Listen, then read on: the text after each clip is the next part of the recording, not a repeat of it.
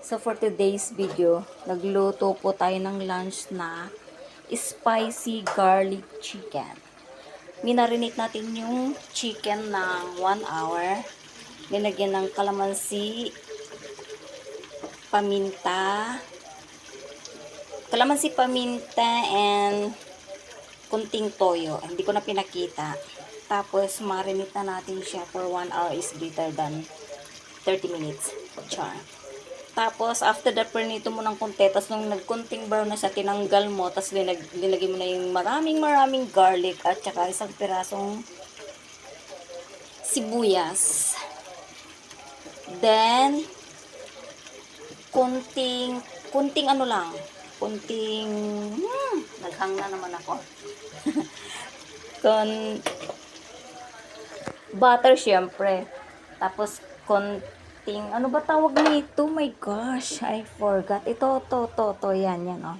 Ito, oh. Ay, tomato paste. Konting tomato paste.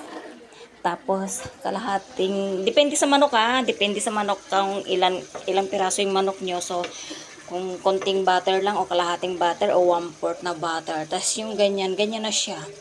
Tomato paste, tapos oyster sauce. Ayan na yung resulta.